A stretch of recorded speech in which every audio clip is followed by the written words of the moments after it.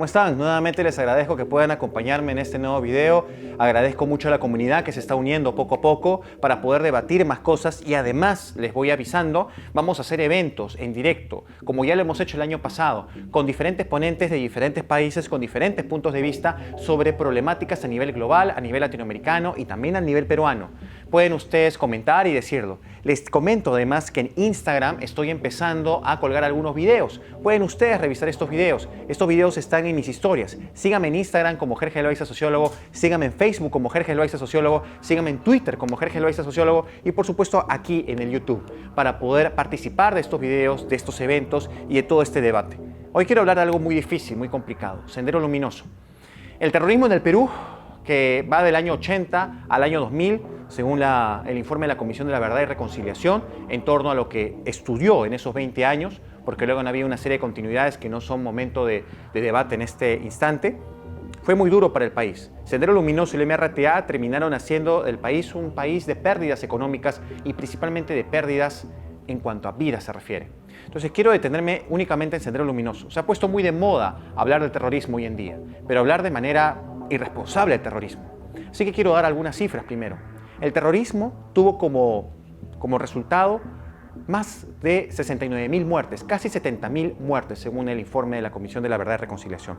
Un informe que se hizo durante un buen tiempo y que fue publicado en el año 2003, y este informe se hizo a través de entrevistas, a través de audiencias públicas en donde las personas daban su testimonio. Entonces lo que quiero señalar de estos casi 70.000 fallecidos es que el 75% fueron personas de habla no española, materna. O sea, personas que estamos hablando que hablaban cualquier otro idioma que no sea el idioma castellano. Cuando en ese momento un 30% de la población apenas tenía esa característica. O sea, estamos hablando que la gran mayoría tenía como característica común ser rural, trabajar en el ámbito agropecuario y por supuesto ser indígena y no tener acceso a la educación. El terrorismo se desarrolló con mucha fiereza durante el gobierno de Belaúnde, durante el gobierno de García y durante el gobierno de Fujimori. Es más, entre el 84 y el 85 hubieron más de 15.000 muertes. Más de 15.000 muertes. Lo peor de todo es que nadie se enteró de eso. Las noticias, los periódicos no daban cuenta de estas muertes y si lo hacían como si fuera algo morboso, una pornografía de la violencia. A Lima nunca le interesó lo que venía sucediendo. A la política, al Estado, a los políticos, a los representantes, a la propia población, vivíamos en nuestra burbuja, como siempre lo hemos hecho, como una herencia de una desfundación de la República. Una República que solo interesa para un grupo muy pequeño y selecto de la misma, pero que no le interesa lo que pasa con el resto del país. Por desgracia, la gran conclusión de esta violencia política ocurrida entre el 80 y el 2000 es la gran segregación, racismo y discriminación hacia una población que moría diariamente. Eran docenas y docenas de muertos en diferentes espacios del interior de nuestro país, en la selva, en el sector nororiental, en nuestra Sierra Central, Sierra Sur, en diversas ciudades, incluso fuera de Lima, en la costa, estaban ocurriendo una serie de desgracias y situaciones de este tipo. ¿Cómo paró esto? Paró porque el Estado se dio cuenta de que se trataban de enemigos muy fieros. Paró por dos situaciones, debo decir. La primera de ellas, y muy importante, se trató del aprendizaje que tuvo el ejército peruano en torno a lo que representaba el terrorismo. Porque recuerdan ustedes que inicialmente el ejército, sin ninguna idea de lo que venía pasando, creía que Sendero Luminoso nacía entre los sectores más pobres, agrarios y rurales, que cualquier indígena podía ser miembro de Sendero Luminoso. Este tipo de prejuicios creían. Y digo prejuicios porque en un momento les voy a decir por qué se creía esto.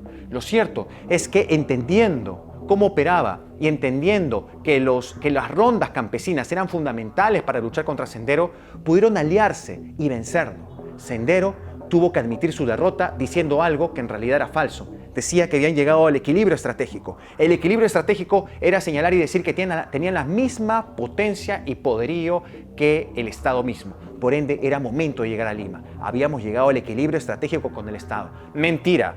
Habían llegado a una situación de derrota. Habían sido expulsados por las rondas campesinas y por un ejército que había aprendido muy bien lo que venía ocurriendo. Pero dejé suelto un cabo, porque el ejército actuó de una manera tan cruda, negativa, con tanta violencia contra población inocente, porque también sabemos por la CBR que el ejército peruano las Fuerzas Armadas fueron causantes de muchas víctimas inocentes. Esto se debe a una causa y les voy a comentar en este momento. Se debe a que Sendero Luminoso sabía que la lucha armada tenía que desarrollarse de una manera cruel, de una manera cruda. Es más, su líder, Abimael Guzmán señalaba que debían morir al menos 1 millón de personas. En un país que no llegaba ni a 20 millones, debían morir 1 millón de personas. La muerte era un regocijo para ellos. En un momento más les voy a decir por qué. Los miembros de Sendero Luminoso se disfrazaban de miembros del ejército y atacaban las comunidades. Yo mismo he conversado con personas que me decían que habían sobrevivido a esta violencia porque se habían dado cuenta que no eran miembros del ejército, porque les faltaban las botas. Yo me di cuenta que no tenía las botas y me escapé. Me lancé a un precipicio y me salvé felizmente, pero toda mi comunidad murió, me decía uno de ellos.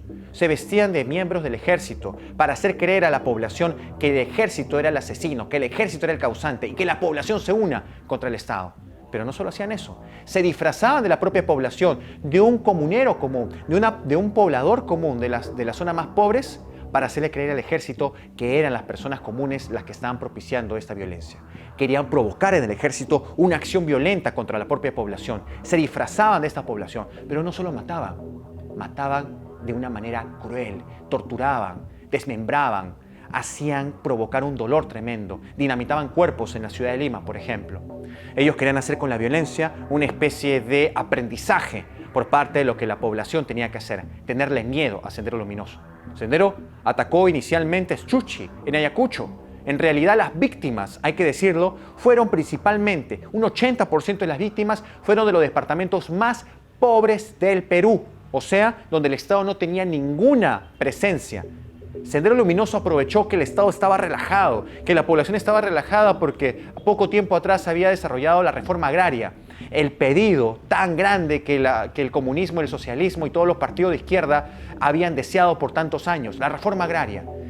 Le quitaron ese estandarte que todos querían y aprovecharon ese momento en que el Estado estaba relajado y que nunca había tenido presencia en estos departamentos más pobres, que iban a querer en uno de departamentos tan pobres como estos. Y Sendero hizo su aparición allí. Y este es el último punto que quiero recalcarles. Sendero Luminoso no solamente actuaba con violencia cruda. Hay que destacar, según Alain Touraine, en su libro sobre América Latina y Sociedad, al que le dedica una parte a Sendero Luminoso, Sendero ha sido el grupo terrorista más cruel de la historia de la modernidad. No solo del Perú, no solo de América Latina, sino del mundo. El más cruel que ha habido en el mundo, solo comparable con grupos o agrupaciones vietnamitas, dice él, inspiradas en Mao Zedong. Otro punto que quiero aclarar es que Sendero Luminoso no seguía la ideología marxista, no seguía la ideología trotskista, no seguía una ideología teórica, una ideología de debate. Marx siempre planteó el debate, siempre planteó la crítica. Él mismo se autodenominó "yo no soy marxista", burlándose de aquellos que lo seguían ciegamente. Le escribió a su amigo Engels: "yo no soy marxista, no me gusta eso". Pero Sendero solamente se inspiró en las palabras de Mao Zedong y en un aspecto particular, la guerra de guerrillas, que ellos llevaron a cabo a través de la sangre, a través de la muerte, de la desaparición, del genocidio. Fue alguna cosa terrible, tremenda, sangrienta, muy difícil. Y ustedes lo van a ver si van al Museo de la Memoria, que es importante, al que todos tenemos que ir para saber lo que sucedió. Sendero Luminoso no fue marxista en ese sentido. Si ustedes se enteran un poco más, van a ver que el pensamiento Gonzalo son algunas frases recortadas, copiadas y pegadas del pensamiento de Mao Zedong.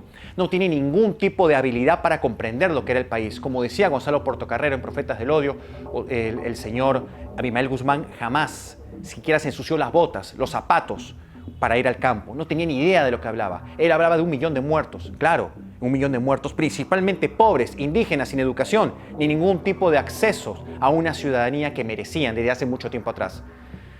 Sendero Luminoso actuó con mucha violencia y les voy a decir por qué. Actuó con violencia porque no tenía ningún miedo a nada. Mejor dicho, habían perdido el miedo a la muerte. Vamos a considerar 3 fases para entender este proceso. Primera fase. A través de cartas de sujeción le indicaban que su vida no valía nada, que tenía que perder la propia vida para conseguir sus fines y objetivos. Quien no teme morir cortado en 1000 pedazos puede desmontar al rey, al emperador, decía. Quien no teme morir cortado en 1000 pedazos, o sea, vivo te cortan en 1000 pedazos, imaginarán lo doloroso que es eso, es capaz de desmontar al emperador, de quebrar al emperador. Con esto le decían: tú eres más poderoso si no le tienes miedo a la muerte.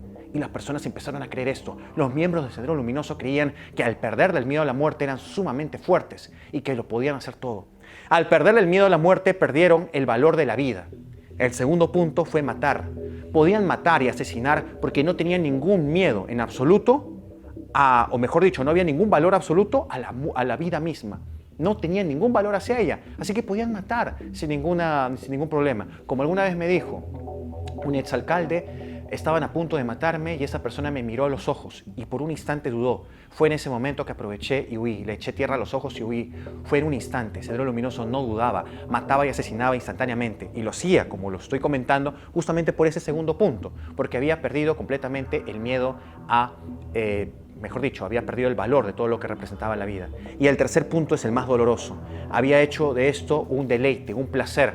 Había hecho de esto prácticamente un ejercicio del placer, el placer por hacer sufrir, el placer por matar. Se había convertido en una cosa muy cruenta, muy cruda, algo que seguramente no buscaban, pero que terminaron desarrollando. No una muerte cualquiera, dinamitar los cuerpos, desmembrarlos y demás cosas. Por desgracia, esto afectó a las Fuerzas Armadas porque actuaron de una manera, no voy a decir similar y exactamente igual, pero por momentos actuaron de una manera sumamente cruda, sumamente fuerte. Las matanzas de los penales, que todos conocemos muy bien en el Frontón, en San Juan de Lurigancho, son parte de eso. Y eso también hay que recordarlo, hay que pensarlo, reflexionarlo y hay que criticarlo muy bien.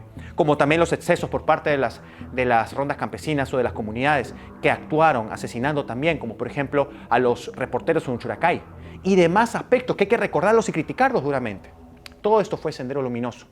Han pasado ya algunos años del actuar de lo que representó Sendero Luminoso y hoy en día tenemos que recordarlo. No superficializando ni flexibilizando lo que es el terrorismo. No hagamos eso. No caigamos en la persecución de los años 90, que a cualquier persona se le podría tildar de terrorista con tal de poder raptarle, secuestrarle, o criticarlo, perseguirle o chantajearle, de que no critique más el status quo, no critique más al gobierno o si no iba a ser terruqueado. No caigamos en eso, por favor.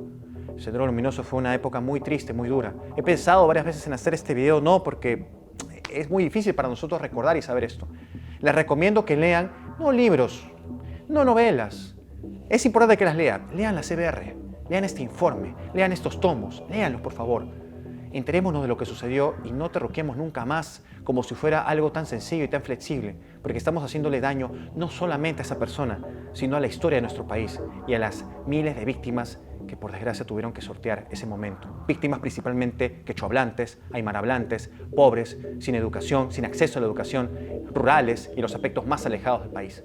Porque fue, y con eso termino, que cuando el terrorismo llega a la ciudad de Lima, que el país despierta y dice hay terrorismo. En 1992, después de esta desgraciada situación ocurrida en Tarata, fue que el Estado tomó cartas en el asunto. ¿Saben qué es lo peor? Que según señalan los propios subversivos, Tarata fue un accidente. Ellos no querían matar a todas estas personas en este lugar, porque sabían a fondo de que esto iba a significar su fin, porque sabían que a este país y a ellos mismos no les interesaban los sectores más pobres. No lo hagamos más. Reflexionemos sobre estos tiempos y discutamos frente a lo que se viene en la segunda vuelta y a futuro, todas las vueltas que sean, pero sin terruquear. No lo hagamos.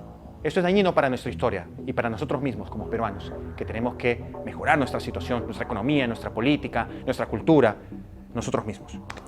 Gracias por acompañarme en estos momentos. Es complicado para mí hablar de esto. Cuando luego en clase no acabo muy bien, acabo muy preocupado, pero es importante compartirlo al menos en este momento con ustedes. Les invito una vez más a seguirme y vamos a futuro a hablar de otros temas. Síganme en Instagram, por ahí estoy haciendo videos muy cortos de 30 segundos sobre las clases que hago diariamente. Puedo llevarlo hasta acá al YouTube y ampliarlo un poco más. Ya he recibido algunos comentarios. Si quieren, puedo hacerlo y se vienen los eventos. Síganme, por favor. YouTube, Jerjes Loaiza Sociólogo. Twitter, Jerjes Loaiza Sociólogo. Fanpage de Facebook, Jerjes Loaiza Sociólogo. Instagram, Jerjes Loaiza Sociólogo. Muchas gracias y hasta la próxima.